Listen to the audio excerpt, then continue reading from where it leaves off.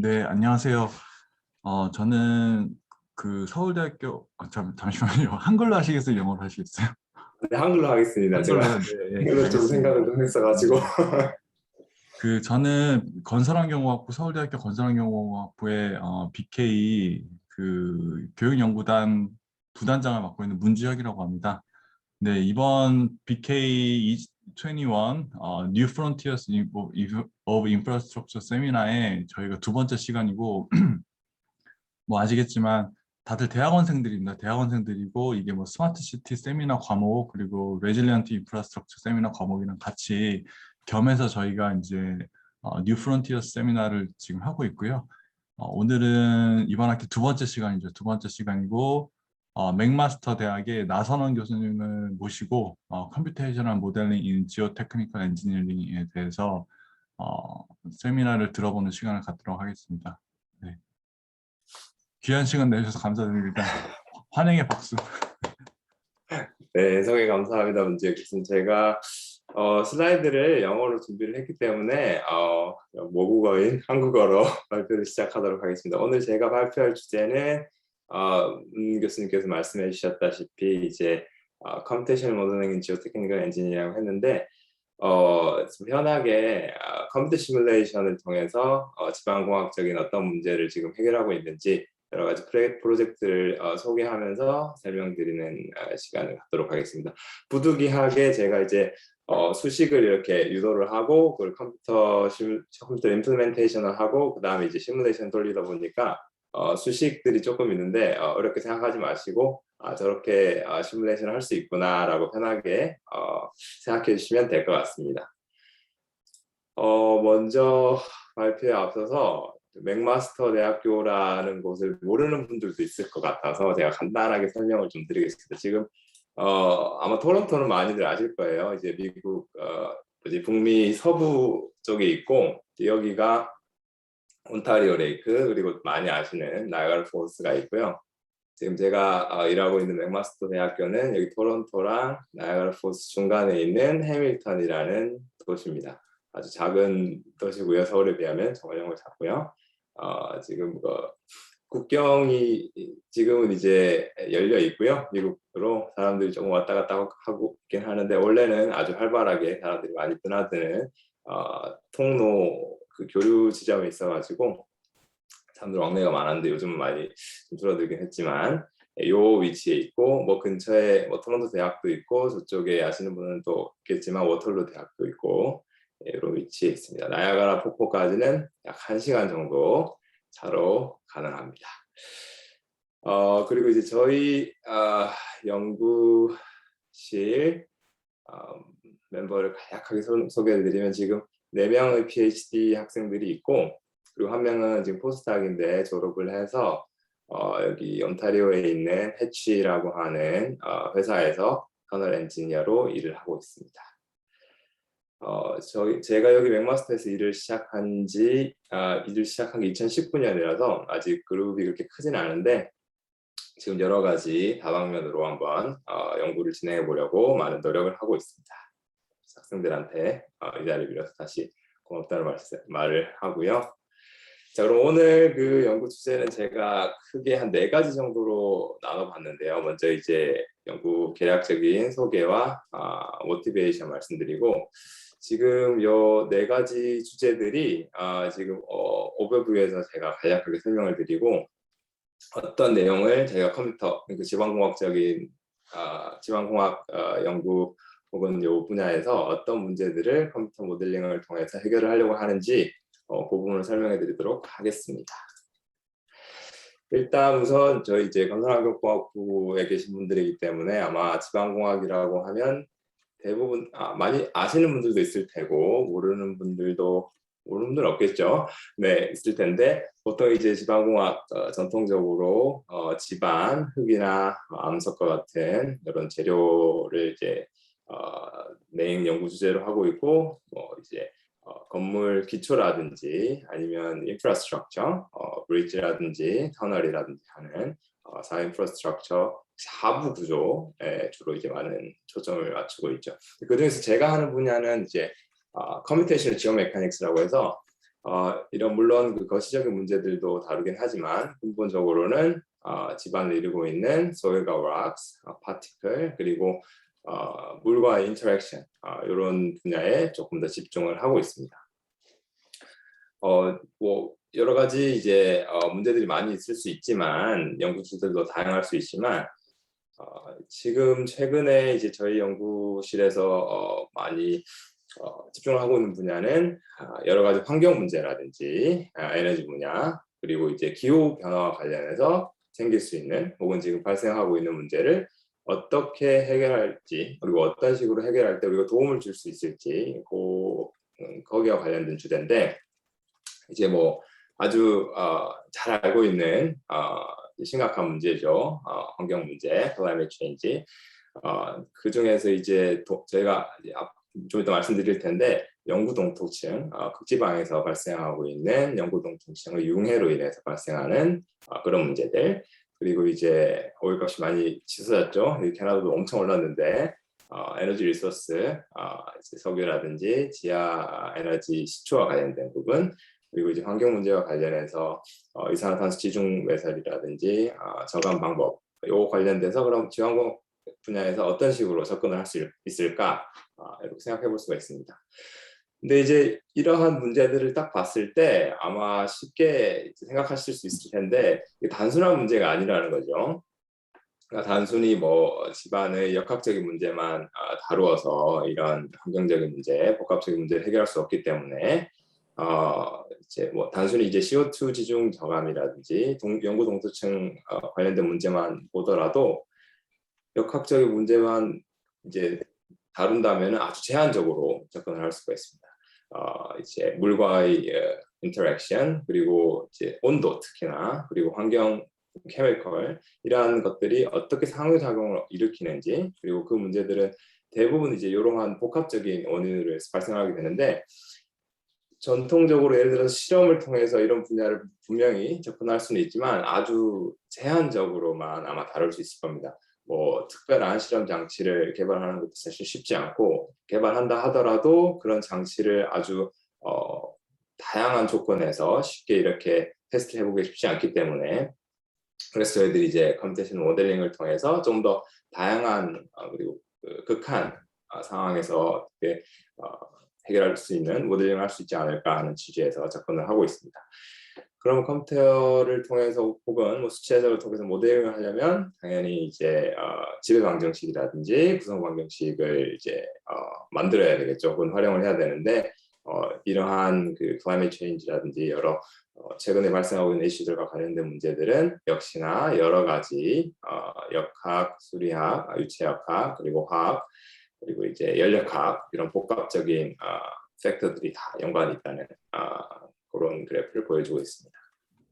또 한 가지는 이제 보통 이제 매크로 스케일이라고 해서 뭐 사면이라든지 아니면 뭐 영구동토 이런 그 문제를 해결할 때 이제 매크로스코픽한 시뮬레이션을 통해서 많이 접근을 전통적으로 했었는데 사실 그뿐만이 아니라 이제 조금 더 정밀하게 연구를 하고 살펴보기 위해서는 저희가 또 스케일을 또 나누기도 하잖아요. 특히나 이제 뭐 랩 스케일에서 발생하는 여러 가지 메커니즘을 좀 확인할 수도 있고, 혹은 더 이제 아래쪽 스케일로 와서 마이크로 스케일 혹은 아토믹 스케일까지 특정한 피지컬한 메커니즘을 이제 보기 위해서 좀 연구를 하기도 하는데, 그래서 이렇게 글로벌 이슈와 관련된 문제들이 사실은 이제 타임 스케일, 그리고 스페이셜 스케일까지 아주 다양한 분야에 걸쳐 있다 말씀을 드리고 싶습니다. 그래서 우리가 하는 연구 주제는 그럼 이러한 geological material의 behavior과 반응, 거동을 다양한 환경 영향 아래에서 어떻게 평가를 할 것이고 어떠한 컴퓨테이션 툴 같은 것을 활용할 수 있을까 그런 게 연구 주제의 목적이 되겠습니다. 자, 그럼 첫 번째 주제를 먼저 말씀드릴 건데 아마 이제 쉽게 영구 동토 혹은 동토라고 하는 그 주제라고 생각하시면 될 것 같습니다. 영구 동토는 이제 극한 지방에서 이제 최근 1년 혹은 2년 내 그 상태에서 계속 이제 얼어 있는 그런 영구 동토층을 말하는데 사실 이제 frozen soil이라고 하는 이 컨셉 자체는 새로운 컨셉은 아닙니다. 기존에도 특히 지방공학에서는 artificial ground freezing이라고 해서 이제 environmental friendly 공법으로 뭐 이제 집안을 서포트한다든지 아니면 동결 용해와 같은 이런 문제들이 이제 infrastructure 혹은 그 극한 지방에서 많이 문제가 됐었잖아요. 그래서 기본적으로 이런 문제들이 있었는데 그러면 왜 climate change와 관련된 이런 글로벌 이슈 때문에 이런 문제들이 더 대두화가 되느냐? 이게 climate change라든지 온도 변화가 극심해지면서 이제 기존에 있는 영구 동토층이 더 이상 아니게 되는 거죠. 녹게 됨으로써 특히 이 사진은 이제 러시아의 한 지방인데 영구 동토층이 많이 융해가 이제 됨으로 인해서 이제 건물에 크랙이 발생하고 스테빌리티가 저하됨으로써 더 이상 살 수 없게 돼서 사람들이 이제 이베큐에이션 되는 그런 사태를 보여주고 조금 이제 극심한 극단적인 경우이기도 한데 이런 동결 융해와 같은 문제들이 더욱더 가속화되고 지금 특히나 이제 캐나다 같은 경우에는 언더그라운드 파이프라인들이 되게 많은데 이쪽도 이제 클라이밋 체인지로 인해서 여러 가지 이제 문제들이 점점 더 발생하고 있다 이렇게 말씀드리고 싶습니다. 그러면 이제 이런 문제들을 컴퓨터 시뮬레이션 혹은 뉴메리컬 모델을 통해서 어떻게 접근을 할 수 있을까? 저희가 이제 이 연구에서 이 프로젝트에서 포커스를 맞춘 것은 이제 매크로스코픽한 스케일에서 전통적인 방법으로 그럼 어떻게 모델링을 할까 이 측면을 맞췄는데 이제 지배방정식 측면에서 보면은 당연히 이제 뭐 물질, 고체, solid displacement를 고려를 해야 되고 그리고 유체역학적인 플루이드 하이드롤릭한 측면도 고려를 해야 되고 당연히 이제 temperature 열역학적인 측면도 고려를 해야 되기 때문에 그러한 지배방정식들을 다 이제 구성을 해야 된다는 거죠. 근데 그 중에서 이제 물론 이제 그 프리징하는 혹은 thawing하는 이런 메커니즘 자체가 쉬운 아주 간단하게 모델링할 수 있는 그런 메커니즘이 아니기 때문에 이런 거시적인 측면에서 그럼 어떤 측면에 포커스를 두고 우리가 접근을 해야 될까 고민을 했었는데 이제 그 중에 하나가 이제 여기 나와 있는 unfrozen water in frozen porous media라고 해서 실제로 이제 온도가 내려감으로써 동토 혹은 이제 집안에 있는 물이 얼기 시작할 때 모든 물들이 다 얼지는 않습니다. 특히 이제 그 residual liquid water라 그래서 이제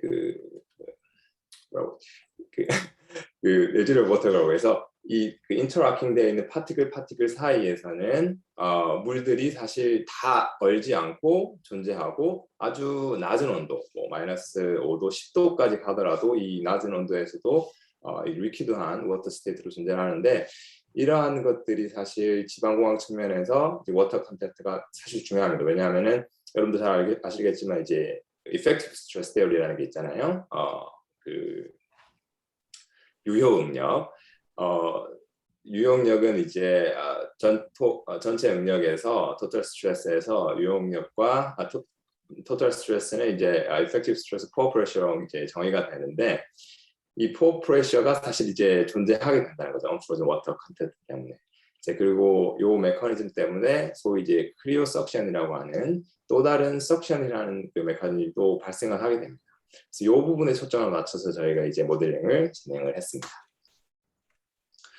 그리고 요거는 이제 mass balance equation이라고 해서 그러면 이제 특히 이제 뭐 샘플 이제 동토 안에서 물이 혹은 아이스 얼음이 어떤 식으로 이제 mass conservation이 되는지 인풋과 아웃풋을 이제 정의하는 그런 mass balance equation이 될 것이고 여기서 중요한 것은 아까 제가 말씀드렸다시피 이 liquid saturation 혹은 unfrozen water content를 pore pressure와 temperature 관계를 이용해서 어떻게 정의를 할 것인가 하는 이런 부분에 초점을 맞췄습니다. 이제 여기 그래프에서 보실 수 있듯이 이제 SL 여기 이제 saturation of liquid water라고 해서 온도가 매우 떨어지더라도 특정한 이 liquid pore pressure에서도 존재를 하게 된다. 그리고 특히나 이제 phase transition 되는 0도 근처에서 특히 이 변화가 극심하게 발생을 한다.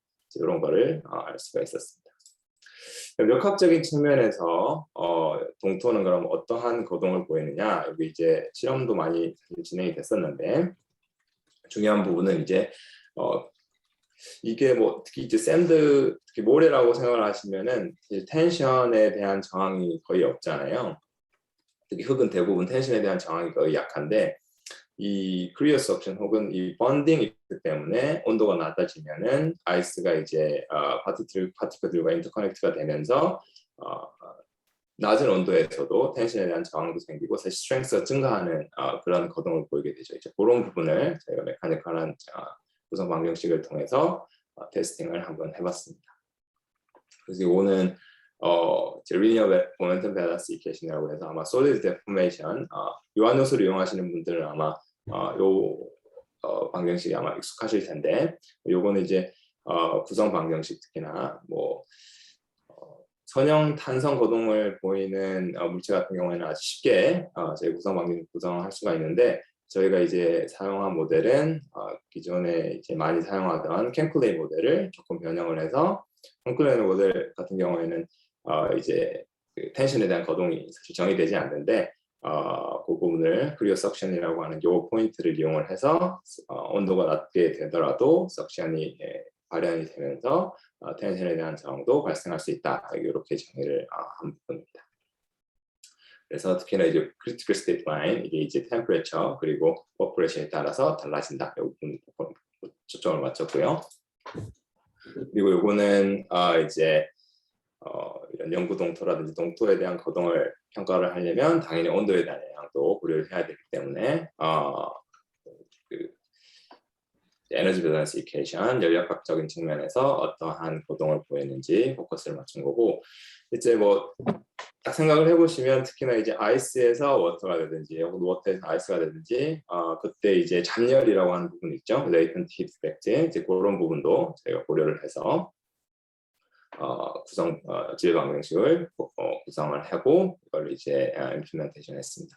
저희가 이제 대부분 저희 연구실에 사용하는 그 수치 해석 방법은 유한요소법이고요. 그래서 저희가 만든 구성 방정식을 가지고 모델을 가지고 간단하게 랩 테스팅 스케일 2D 바이액슈 테스트 컨디션에서 테스트를 해보았습니다. 그래서 이거는 언드레인 거동 상태에서 일드 서피스에 따라서 어떤 식으로 이제 파괴가 발생하는지, 그때 이제 로컬한 포인트에서 어떤 식으로 파괴가 혹은 소프트닝이 발생하는지, 그리고 이제 온도와 프레셔에 따라서 이제 볼륨이 또 어떻게 변화되는지 그런 부분을 자세하게 확인할 수 있었고, 이제 거시적인 측면에서는 또 한 가지 말씀드리고 싶은 게, 이제 로딩 컨디션이 사실 이제 아주 느릴 경우에는 플라스틱 디스퍼레이션이라고 해서 마찰에 의한 열 손실의 고려가 사실 거의 안 될 수도 있는데, 패스트 로딩 같은 경우에는 이제 이런 부분이 또 발생할 수 있죠. 그래서 특히나 이제 그 독도 같은 경우에는 다이나믹한 이펙트를 또 고려해야 되는 경우도 있기 때문에 그런 프릭션한 열에 의한 디스퍼레이션에 의해서 발생하는 열을 저희 그 모델에서 어떻게 구현이 됐고, 그걸 구현을 고려했을 때 어떤 식으로 또 그 샘플에서 고동이 발생하는지 그 부분을 보여주는 겁니다. 또한 이제 특히 이제 지방공학에서 중요한 이제 포러시티, 강도비가 어떤 식으로 변화가 되는지 그런 부분도 제가 캡처를 할 수 있었습니다. 물론 요거는 이제 랩 스케일에서 하는 거고, 저희 이제 원래 목적은 이러한 매크로스코픽한 상황에서의 거동을 보는 거죠. 그래서 크게 이제 동토 같은 경우에는 두 가지 문제로 저희가 이제 나누는데, 동결 융해라고 하는 동결 과정과 융해에서 발생하는 문제죠. 첫 번째 문제 같은 경우는 이제 융해 과정에서 flowing consolidation, 이제 프레셔가 가해진 상태에서 동토층에 온도가 올라갔을 때 어떤 식으로 타임 디펜던트한 디스플레이스먼트가 발생하는지 그런 부분을 체크를 한 거고, 두 번째는 이제 반대의 상황에서 프리징이 발생할 경우에 artificial ground freezing과 같은 비슷한 메커니즘이죠. 이제 얼려지지 않은 그러한 지방에서 탑 서페이스에서 이제 온도를 낮춰서 모델링 아이스가 이제 발현되는 과정을 이제 어떤 식으로 모델을 할 수 있는지, 온도가 어떻게 변화가 되고 프레셔는 어떻게 바뀌고 프로스틴도 어떻게 증가가 되는지 그런 부분까지도 모델링을 한 부분입니다. 그래서 이 주제 같은 경우에는 이제 기존에 많이 사용하는 그런 컨셉을 이용을 했고, 두 번째는 이제 조금 스케일을 저희가 줄여서 그럼 랩 스케일에서 발생하고 있는 여러 가지 거동을 어떻게 이제 평가를 할 수 있을까 그런 부분을 초점을 맞췄는데, 특히 이제 애니소트로픽한 데미지, 비등방성인 물질에서 발생하는 프랙처 혹은 데미지에 관련된 연구입니다. 이 연구 주제는 역시 이제 에너지 리소스와 관련된 건데, 이 프로젝트가 관련된 지역이 이쪽 콜로라도 혹은 뉴멕시코 쪽인데 미국 남부인데 이제 여기에 맨코스 셰일이라고 하는 지질학적인 그런 이제 그 물질들이 많이 이제 있는데 이 맨코스 셰일 안에 내추럴 가스죠. 소위 이제 셰일 가스라고 하는 부분이 많이 존재하고 있다라는 게 밝혀졌죠. 그래서 맨코스 셰일에 관련된 그런 거동을 평가하는 연구들이 많이 이제 진행이 됐었는데 그 중에서 이제 그런 맨코스 셰일 맨코스 셰일이 있다, 셰일 가스가 있다. 그러면 뭐 어떻게 채취를 하느냐? 이 방법이 이제 하이드롤릭 프랙처 아마 많이 들어보셨을 겁니다. 이제 고압의 물을 이제 분사를 함으로써 맨코스 셰일 혹은 이제 캡락이라고 하는 부분에 호스트락에 크랙을 가하고 거기에서 이제 나올 수 있는 가스를 이제 포집을 하는 거죠. 물론 뭐 여러 가지 문제가 있을 수 있지만 이런 방법을 이제 많이 쓰는데 그러면 이런 방법을 이제 잘 활용하고 싶으면은 역시나 특히나 이제 크랙이라고 혹은 데미지 맨코스 셰일에서 발생하는 그런 거동을 평가를 잘 할 수가 있어야 되겠죠. 그래서 우선 이제 실험과 같이 진행이 됐었는데 이 맨코스 셰일을 샘플을 해서 브라질리언 테스트 아주 이제 기본적인 테스팅 방법인데 거동을 수행을 했죠. 지금 실제 여기 보면은 요 샘플 자체가 이제 까만색, 하얀색 이렇게 되어 있는데 요거는 이제 염색을 한 겁니다.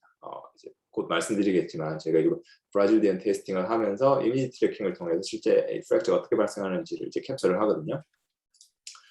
그래서 보시면은 이제 이미지 검색을 한 이미지고 이게 맨코스리 아주 주요 특징 중에 하나가 애니소트로픽하다, 레이어 구조가 있다. 그래서 이 레이어와 로딩 디렉션의 상관관계에 따라서 프랙처가 어떻게 발생하느냐, 확실히 이제 이 베딩을 따라서 레이어에 따라서 크랙 발생하는 거동이 많이 달라진다 이런 부분을 확인할 수 있었고 이게 끝이 아니기 때문에 그럼 어떻게 이 거동을 시뮬레이션을 통해서 좀 더 다양하게 분석을 할 수 있을까 그런 연구들 진행을 했습니다. 이제 프랙처라든지 데미지는 여러 가지 방법을 통해서 사실은 모델링을 할 수 있는데 아마 많이 들어본 방법 중에 하나가 무슨 XFEM이라고 하는 부분 방법도 있고 최근에 이제 많이 대두가 됐었는데 이제 페이스 필드라고 하는 크랙을 이제 샤프 디스컨티뉴어티 크랙 자체를 하나의 아주 얇은 그런 크랙 자체로 그대로 이제 모델링을 하지 않고 페이스 필드라고 하는 디퓨시브 프랙처라고 하는 이런 방법을 통해서 모델링을 하는 어프로치인데 이제 이 레이어를 갖고 있는 이러한 맨코스 셰일의 이 방법을 통해서 저희가 프랙처를 자꾸 캐치를 하려고 했습니다.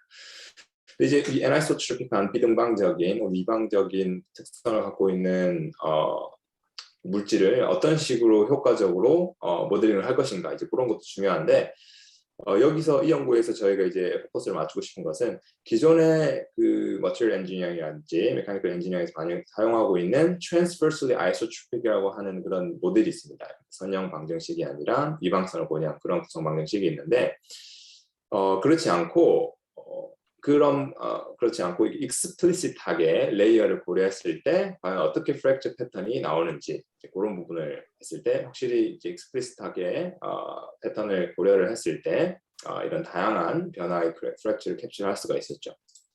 중요한 거는 이런 기존에 이제 사용하는 transverse isotropic, 소위 이제 homogenized라고 하는 컨셉을 통해서 이제 모델링을 하는 기법을 했을 때는 이러한 다이나믹한 그런 프랙처 패턴을 발견을 할 수가 없다. 그래서 이렇게 익스플리시트하게 모델링을 하는 것이 아주 중요하다. 이제 이런 부분을 제가 이제 연구를 했고 그러면 사실 이게 끝이냐 모든 메조스코어 랩 스케일에 있는 샘플의 헤테로지니어스한 특성을 혹은 애니소트로픽한 특성을 다 이런 식으로 익스플리시트하게는 고려를 할 수가 없지 않습니까? 그래서 이제 지금 페이스 필드라고 하는 방법을 조금 익스텐션을 시켜서 여러 가지 베딩의 특성에 따라서 이 발생할 수 있는 크랙 또한 애니소트로픽한 그런 거동을 보이는 것을 컴바인할 수 있지 않을까 하는 측면에서 연구를 이제 추가적으로 진행을 했죠. 멀티페이스 필드라고 하는 멀티페이스 크랙 방법이라고 하는데 이제 요 모델을 검증할 수 있는 여러 가지 방법 중에 하나가 이제 요 지금 고안된 요 실험입니다. 이쪽 사이드에 있는 도메인은 이제 프랙처가 발생하지 않는다고 이제 고려를 하고 이쪽 내부에 있는 집안에서만 혹은 영역에서만 프랙처가 발생한다고 할 때 이 집안이 혹은 이 머티리얼이 애니소트로픽한 특성을 갖고 있다면 보통 이제 지그재그 패턴이라고 하는 그런 거동을 보이게 되는데 그거를 저희가 이제 캡처를 하려고 한 것입니다. 그래서 요 이근젠플 같은 경우에는 이제 그런 애니소트로픽한 특성을 두 가지 정도만 고려를 하고 베딩 플레인이 오리엔테이션 베딩 플레인이 두 가지 정도 있다고 생각해서 글리치 플레인이 이렇게 돼 있을 때, 이렇게 돼 있을 때, 이렇게 발생하는 크랙, 이렇게 발생하는 크랙을 각각 모델링을 해서 컴바인했을 때 이러한 거동을 저희가 캡처할 수 있다 이런 부분을 이제 연구를 했고 그러면 항상 이런 패턴을 가지느냐 사실 그건 아니거든요. 애니소트로픽한 정도가 또 다르기 때문에 이제 그런 부분도 고려를 해서 특히 이럴 경우에는 완전한 지그재그 패턴이 나오는 것이 아니라 이쪽에 진행이 되다가 사실 이제 일반적인 그런 리니어한 그래프 패턴으로 변화되는 그런 부분도 제가 볼 수 있었습니다. 자, 그러면 조금 더 저희가 이제 스케일을 조금 들여서 마이크로스코픽한 측면에서는 또 어떤 연구를 진행을 했느냐. 이제 크리스탈라인 솔리드라고 하는 요 이제 토픽인데 사실 이제 요 연구 주제는 뉴클리어 웨스트 디스포절, 방사능 폐기물 이제 처리장이죠. 지하에 보통 이제 많이 설치가 되는데 특히 이제 미국 남부 뉴멕시코 주에 있는 요 방사능 처리 시설 같은 경우에는 이제 락솔트라고 하는 암염지대 이제 설치를 하도록 결정됐습니다. 여러 가지 이제 결정을 짓는데 뭐 고민이 많았겠죠. 근데 그 중에서 이 락솔트가 그쪽 지역에 이제 많이 존재를 했고, 락솔트 암염이라고 하는 부분이 thermal conductivity가 높고 permeability는 또 낮고 이런 특성을 갖고 있어서 그 방사능 폐기물에서 발생할 수 있는 잠재적인 그런 열을 효과적으로 이제 발산을 시켜서 조금 더 집안적으로 안정적인 그러한 스토리가 될 것이다. 이렇게 판단을 해서 이쪽 지역에 이제 프로젝트가 진행이 됐습니다. 이 락솔트가 사실 이제 아주 재밌는 그런 물질인데 물론 이제 이니라스틱하고 아주 플라스틱한 그리고 데미지도 갖고 있는 그런 특성을 갖고 있고 또 하나는 이제 물과 이제 커플링이 일어났을 때 이제 쉽게 이제 녹잖아요 물이 그러니까 소금이라는 게 그래서 그런 측면에서 또 약할 수도 있고 또 온도 변화에 따라서도 이 컨덕티비티가 크긴 하지만 이런 역학적인 고동이 이제 달라질 수 있기 때문에 아주 어려운 주제인데 기존에는 대부분 이제 이거를 실험으로 처리를 했습니다. 실험으로 처리를 해서 실험에서 얻은 여러 가지 피노미놀로지컬한 비헤이비어를 가지고 구성 방정식을 만들고 그걸 이제 적용을 했는데 사실 이게 한계가 있죠. 왜냐하면 실험으로 모든 걸 다 커버를 할 수가 없고 특히나 이제 크립 비헤이비어 요 같은 경우에는 아주 장기적인 거동에서도 또한 그 역학적인 여러 가지 커플링한 그런 효과가 있는데 그런 부분을 다 고려를 할 수가 없기 때문에 모델링으로 한번 처리를 해보자. 단순히 그런 실험 베이스를 통해서 모델링을 하는 게 아니라 조금 더 마이크로스코픽하게 포커스를 맞춰보자 해서 이제 암염이 사실은 물론 이제 비균질하고 비등방적인 그런 구조를 갖고 있지만 이제 미세하게 들어가면은 이제 싱글 크리스탈, 이제 단일 결정 구조를 갖고 있는데 홀라이트라고 하는 요거의 특성을 시작을 해서 모델링을 전차적으로 진행을 해보면 어떨까 이제 이런 게 이제 연구가 시작이 됐습니다. 근데 이제 아마 머티리얼 엔지니어링에서 아마 요로 다룬 머티리얼 엔지니어링 학생들은 아마 요 내용을 좀 쉽게 이제 이해할 수 있을 텐데 요게 이제 싱글 크리스탈이 슬립 시스템을 갖고 있습니다. 뭐냐면 이제 얘네들이 변이가 일어날 때 특정 방향을 따라서 좀 더 잘 변이가 일어난다. 슬립 시스템을 따라서. 그래서 이 슬립 시스템을 고려를 한 보람 모델을 한번 해보자 이렇게 시작이 됐고 이제 뭐 크리스탈 플라스티시티라고 하는 그런 구성 방정식을 이용을 했는데 여기서 재밌는 게 이게 슬립 시스템이 존재를 하면은 예를 들어서 이제 텐션이 왔을 때 단순히 이렇게 인장이 발생을 하는 게 아니라 이렇게 특이한 슬립 시스템을 따라서 이런 변이가 발생을 한다. 이런 측면을 고려를 하자는 거였고 그리고 이제 크립 같은 경우에는 어떤 식으로 열과 관련돼서 서멀한 측면에서 어떤 식으로 이제 거동이 발생할까 이제 그런 부분도 사실 이제 저희가 구성 방식 함께 크리스탈 플러스 함께 컴바인해서 구성을 하게 됐습니다. 그래서 이제 기존에 이거 아주 이게 옛날 실험인데 이제 싱글 크리스탈 같은 경우에는 실험 자체를 많이 하지는 않거든요. 기존에 있던 그 싱글 크리스탈 그 실험 데이터를 가지고 저희가 가지고 있는 모델을 디벨롭한 모델을 캘리브레이션을 해서 어느 정도 가능성이 있겠다 이렇게 출발을 하고 그 다음에 이제 이거를 조금 더 이제 실제 실험에서 어떻게 활용할 수 있을지 그래서 여러 가지 바운더리 컨디션을 바꿔보면서 이제 테스트를 해봤습니다. 근데 여기 이제 홀라이트하고 슬립 시스템이 그 애니소트로픽한 비담항정의 그런 특성을 갖고 있기 때문에 이 슬립 시스템을 어떻게 정의하느냐에 따라서 그리고 이 슬립 시스템의 그 구조와 이 발생하고 있는 가해지는 역학 그 로딩 디렉션의 상관관계에 따라서 거동이 달라지거든요. 그래서 그거를 이제 오일 앵글이라고 하는 그 디피니션을 통해서 여러 가지 그 방향을 많이 바꿔봤고 그래서 이제 이 오일 앵글 슬립 시스템과 로딩 디렉션의 관계에 따라서 이런 식으로 극심하게 그 거동이 달라질 수 있다. 이제 그런 부분을 확인을 했고 물론 이제 거기에서 발생하는 데미지라든지 플라스틱한 부분까지도 캡처를 할 수 있다. 3차원 같은 경우에도 역시 이 같은 경우는 슬립 시스템을 전부 이제 다 고려를 한 건데 경우에도 여러 가지 다양한 그런 패턴을 저희가 확인을 할 수가 있었습니다.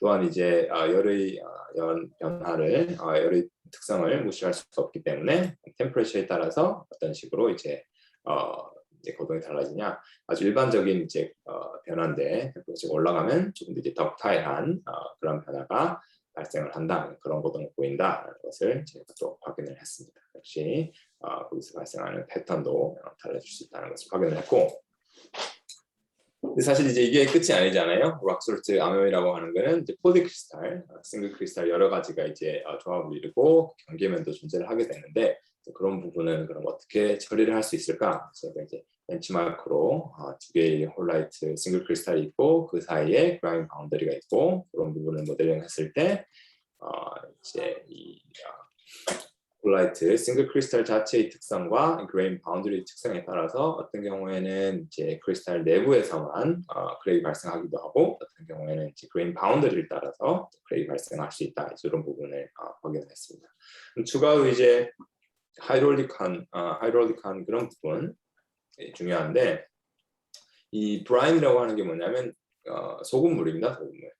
그러니까 이 암염 구조 물질 자체에 이제 물이 들어갔을 경우에는 이제 소금이 녹아내려서 이 브라인이 인클루전처럼 이렇게 존재를 하게 되는데 사실 이 부분도 템퍼레처에 따라서 여러 가지 이제 거동이 발생할 수 있기 때문에 그런 부분은 어떻게 처리를 할 것인가 그런 부분도 모델링을 했고 그리고 이제 이 그레인이 홀라이트가 이 시간과 그리고 이제 역학 그 프레셔 그리고 템퍼레처에서 이볼빙을 하기도 하거든요.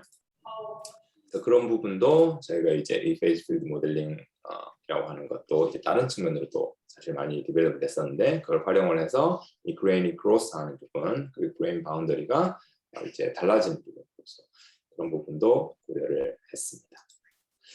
자, 그래서 저희가 이제 그 프로즌 소일 측면에서는 그 거시적인 측면에서 저희가 살펴보기도 하고 랩 스케일에서 또 거동도 모델링을 해보고 그리고 이제 스몰 스케일, 마이크로스코픽한 부분에서도 저희가 모델링을 해봤는데 뭐 어떻게 이 different 스케일, 다른 스케일을 브리칭할 수 있느냐 사실 이것도 재밌는 주제거든요.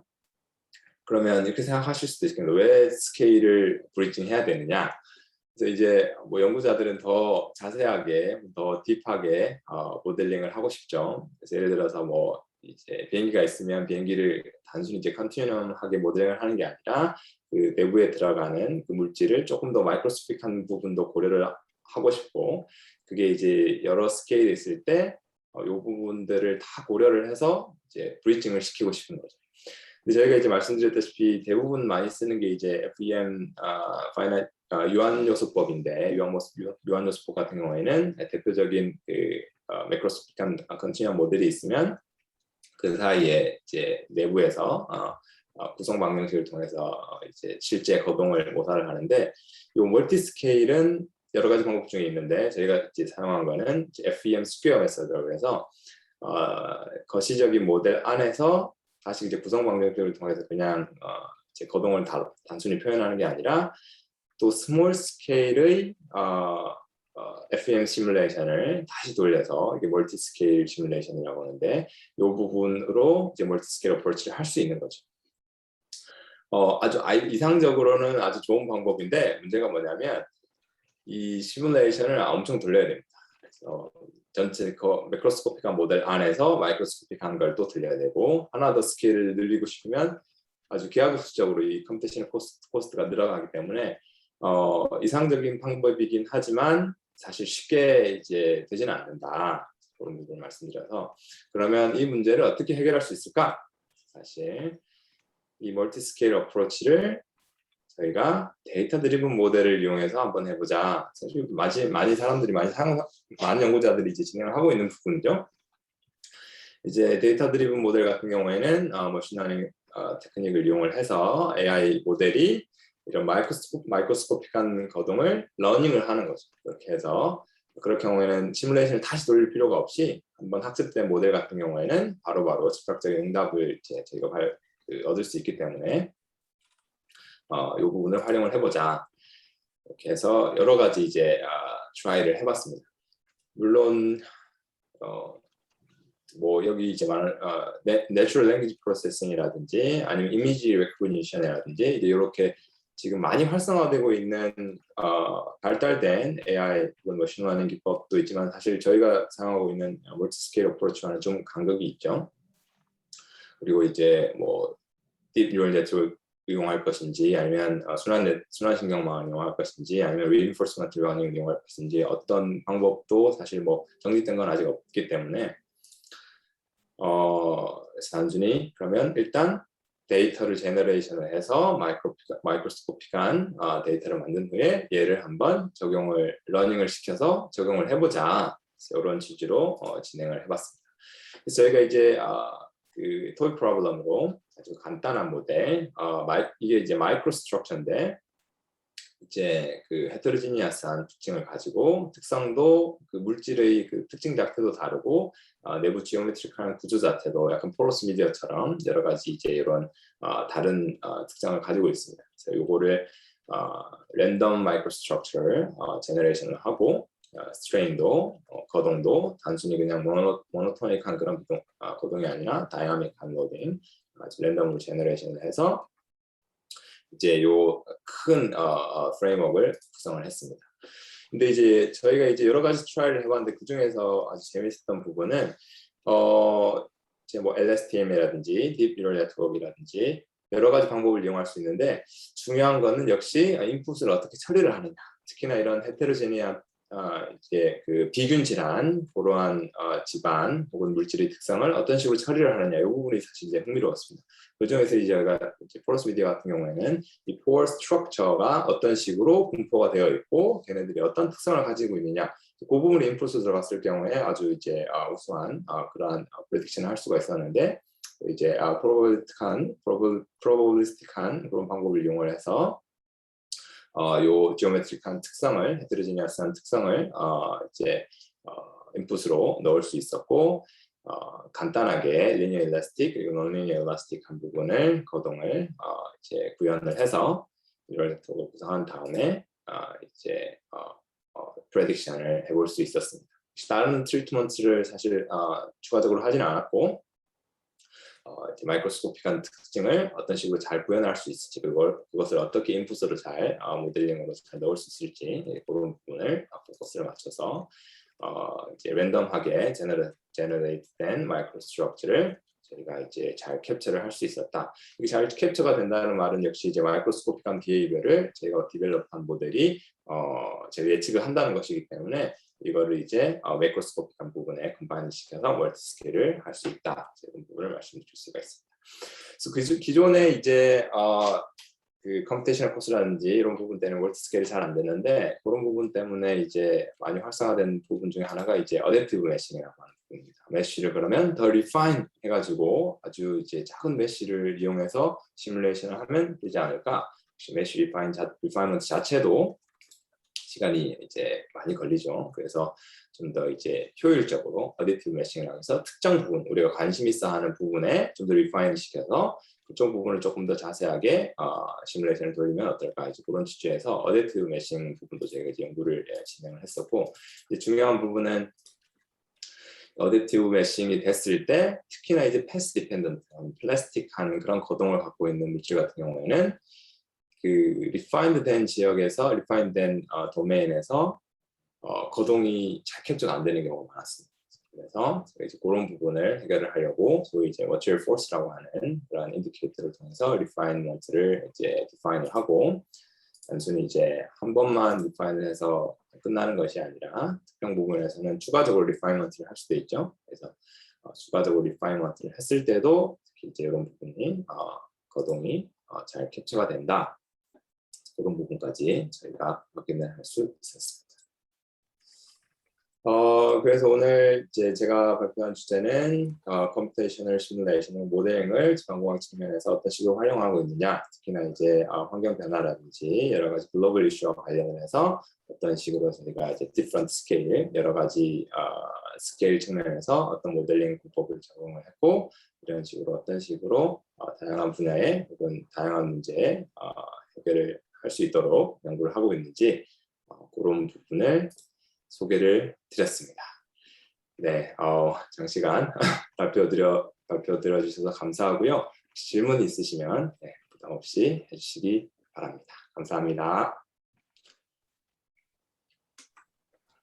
네, 감사합니다. 혹시 감사합니다. 예, 발표 정말 좀 흥미롭게 잘 들었고요. 혹시 학생들로부터 질문 있으면 좀 몇 개 받도록 하겠습니다. 네. 사실 저희 지금 여기 맥마스터 대학교가 이번 가을 학기까지도 계속 그 지금 버추얼로 제가 진행을 하고 있거든요. 그래서 이렇게 질문을 하세요. 아니면 뭐 발표 중에 아주 이제 사일런스한 질문을 받았습니다. 네, 네, 질문하세요. 저 혹시 들리시나요? 네. 네, 안녕하세요. 저는 서울대학교 지방연구실에 근무 중인 석박사학과생 김경선이라고 합니다. 그 질문이 하는데 그 파라미터 셀렉션을 어떻게 하는지 그게 첫 번째로 궁금하고, 그 네. 멀티 스케일을 할 때 스케일 에펙트 같은 건 어떻게 고려하는지 궁금합니다. 네. 자, 이제 좋은 질문 감사드립니다. 이제 파라미터 같은 경우에는 뭐 이제 그 집의 방정식이라든지 구성 방정식을 어떤 식으로 구현하느냐에 따라서 달라질 수가 있겠죠. 얼마만큼 어떤 특성까지 고려를 하고 싶은가에 따라서 이제 달라지는데, 파라미터만 있다고 해서 사실 이제 그게 끝이 아니잖아요. 그 파라미터를 사실 칼리브레이션을 해야 이제 적용을 할 수가 있겠죠. 그래서 저희가 한 부분은 지금 이제 여기 크립과 관련된 크립 거동과 관련된 부분인데, 여기 보시면은 파라미터들이 사실 여러 가지가 있습니다. 베타라든지 시제로라든지 일드 컨디션이라든지 이런 부분이 다 있는데, 사실 이런 부분들이 그 저희가 이제 소위 갭이라고 하는 부분이 모델링을 하는 측면에서는 사실 사용이 되지만 실제로 뭐 실험을 통해서 얻을 수 있는지 그런 부분을 알기가 어렵잖아요. 그리고 레퍼런스 데이터가 없으면은 그거를 어떤 걸 적용해야 될지도 사실 힘들고, 그래서 물론 이제 뭐 단순히 그 모델링 측면에서 보면 여러 가지 어프로치를 테스트해 본다는 측면에서는 뭐 여러 가지 그냥 적용해 볼 수가 있는데, 실제로 적용을 하기 위해서는 사실 파라미터 셀렉트를 할 때 칼리브레이션이 꼭 필요하고요. 그래서 제가 이제 기존에 실험 데이터가 있으면 너무 좋고, 아니면 기존에 사용된 연구가 있고 거기서 제시된 데이터가 있으면 그 부분도 사실 활용하는 게 제일 좋습니다. 그리고 두 번째 이제 랭스 스케일이라고 하는데, 스케일이 사실 뭐 그렇습니다. 지금 저희가 뭐 다양한 멀티 스케일을 적용을 했지만 여기도 보시면은 매크로 스케일이 정해진 게 아니잖아요, 그죠? 컨티뉴엄이든 아토믹이든 어떤 범위 안에 스케일은 있겠지만 그 스케일이 뭐 딱 어떻다 이렇게 정의를 하기가 힘든데 모델링 측면에서는 저희가 이제 소위 인터널 랭스 스케일 혹은 캐릭터리스틱 랭스 스케일이라고 해서 그 이제 정의할 수 있는 파라미터를 저희가 사실 이제 정의를 또 할 수가 있습니다. 지금 하나 말씀드리고 싶은 게 이제 저희가 사용한 이 페이스 빌드라고 하는 요 방법이 이제 여기에 들어가는 이 L이 characteristic length거든요. 이게 뭐와 관련된 거냐면 이제 저희가 정의하고자 하는 크랙의 approximate 그러니까 대략적인 그 thickness라든지 아니면 어느 정도의 크기까지 요 크랙을 정의를 하고 이걸 크랙이라고 생각을 하고 define을 하고 싶은지 요 파라미터가 들어갑니다. 그래서 예를 들어서 이제 매크로스코픽한 아주 거시적인 그런 프랙처라든지 그런 부분을 볼 때는 사실 이제 이 부분이 달라져야 되겠죠. 그리고 좀 더 마이크로스코픽한 좀 작은 스케일에서는 이런 부분이 좀 달라지고, 그래서 멀티 스케일을 할 때는 이런 모델링 측면에서 각각의 스케일에서 어떤 식으로 요 정의할 수 있는 인터널 스케일을 정할지 그런 부분을 선택하는 게 사실 중요합니다. 그래서 저희가 이제 특히나 그 소일에서 representative volume elements (RV라고 하는 그 이제 대표적인 그런 도메인을 이제 정의하기도 하잖아요. 그 도메인을 정의를 할 수가 있으면 거기와 관련된 length 스케일을 정의를 할 수가 있습니다. 이 length 스케일은 이제 일반적으로 저희가 사용하는 제가 처음 말씀드린 프로즌 소일 같은 경우는 사실 정의가 안 돼 있습니다.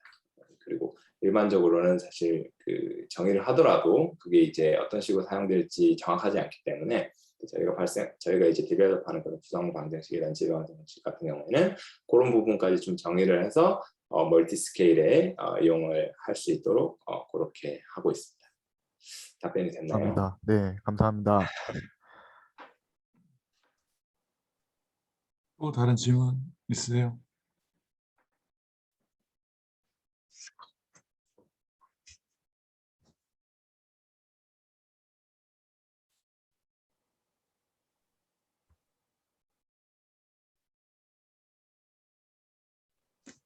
지금 그 서울대 학생들도 다 캠퍼스에 나오는 건 아닌가요? 네. 저희가 지금 하이브리드라고 해가지고 네, 그런 식으로 애매모호하게 지금 하고 있습니다. 네. 사실은 제가 미국의 스토니브룩 대학교에 순위 스토니브룩이 좀 있었거든요. 그때 있을 때 네. 이제 컬럼비아대 이제 어느 교수님이 어떤 연구하시는지 보고 해가지고 사실은 나 교수님이 저기 박사학위 하실 때 그때 이제 네. 컬럼비아에서 연구하시는 걸 제가 알고는 있었는데 또 뵙게 그렇구나. 됐네요. 네. 네. 저도 이제 개인적으로 이런 뭐 저는 이제 콘크리트 쪽 하고 있는데 네네. 이런 뭐 멀티 스케일 뭐 이런 것도 이제 많이 하고 있는데 저는 이제 이런 거를 다 스케일이 다르기 때문에 이거를 다 이으려고 하는 노력을 하다가 네. 요새는 그 각각이 가지고 있는 스케일이 어쨌든 표현할 수 있는 그런 성질이 다르기 때문에 그거에 좀 집중해서 좀 하고 있는데 나 네. 교수님께서 좋은 방법론을 만들어 주시면 나중에 같이 협업할 수 있으면 좋을 것 같습니다. 예. 너무 좋을 것 같습니다. 사실 네. 저희도 이렇게 하다 보니까 사실 멀티 스케일을 하면은 뭐 여러 가지 브리징을 하면 좋은데 이게 어렵잖아요. 그래서 2 스케일 정도만 그리고 많이 저는 이제 하고 개인적으로 그 결정 레벨에서 크리스탈 레벨에서 이제 실험을 통해 가지고 그런 미케니컬 퍼포즈도 구하고 막 이랬었는데 이게 네. 이제 나 교수님이 말씀하신 것처럼 이게 이제 맞는지 틀린지 검증할 수 있는 방법이 되게 어렵더라고요. 왜냐하면은 네. 실험도 사실 완벽한 게 아니거든요. 실험도 굉장히 이제 조건이나 이런 가정이 많이 들어간 상태에서 우리가 그 특정한 조건에서의 값을 얻어내는 거기 때문에 그 실험 자체가 가지고 있는 그 에러 값도 상당히 있더라고요. 그래서 네. 이게 나노 레벨에서 이거를 다 하기가 참 쉽지 않구나. 네. 그래서 저도 이제 요 네. 크리스탈 이제 폴리크리스탈 요 콜라이트 요 모델링을 할 때 저는 이제 그 시빌 엔지니어링 메카닉스 요쪽과 있다 보니까 크리스탈 플라스티시 이런 부분을 잘 몰랐거든요. 그래서 스터디를 하다가 그 메카니컬 엔지니어링에서 이제 아주 유명한 교수님을 이제 초빙을 해서 한번 이제 상담을 받은 적이 있어요. 이게 말씀하신 것처럼 이런 실험을 어떤 식으로 할 수 있을지, 그 실험 값을 통해서 캘리브레이션 하는 게 가능할지 여쭤봤었는데 저희는 사실 안 된다고 생각하고 있었는데 그분들은 또 그분 그 메카니컬 엔지니어링 그 머티리얼 하는 쪽에서는 아주 퓨어한 그런 이제 결정 구조를 가지고 실제 이제 실험을 하고 계시더라고요. 그런 디바이스도 있고.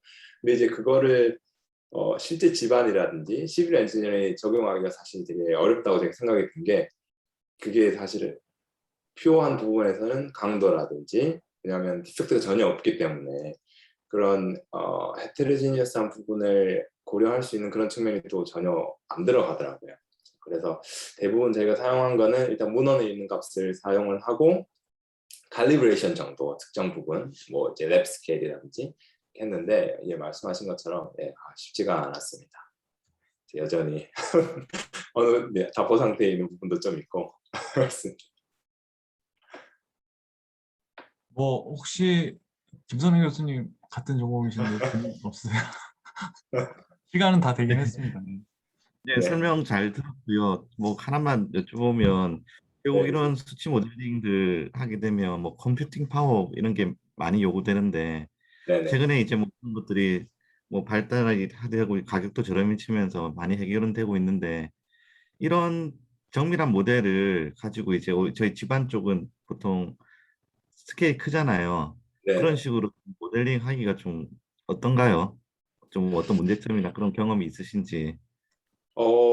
일단 그 컴퓨테이셔널 코스트는 사실 뭐 상당하고요. 특히 이제 메쉬 리파인먼트 하는 이유도 물론 뭐 메쉬 전체 도메인을 다 리파인해서 자세하게 하면 좋은데 그 자체가 이제 어렵기 때문에 나온 건데 일단 그런 측면은 저희 같은 경우에는 이제 맥마스터 같은 경우에는 이제 슈퍼컴퓨터를 사실 많이 사용을 하고 있습니다. HPC를 그런 측면을 이용을 해서 실제 3D 모델 같은 경우에는 2D 모델 정도는 뭐 이제 데스크탑 혹은 워크스테이션 정도에서 그냥 하고 3D 모델이라든지 좀 큰 모델 같은 경우에는 이제 거기에 넣어가지고 뭐 며칠 돌리기도 하고 그래서 특히 뭐 하이 피델리티 모델이라고 해서 정말 이제 실제 구조물까지 다 하는 경우도 있잖아요. 모델링을 그런 경우까지는 저희가 이제 시도를 못 하는데 그래도 이제 특히나 이제 그 코드를 이제 패럴라이제이션 해가지고 좀 더 이제 HPC에서 돌릴 수 있는 그런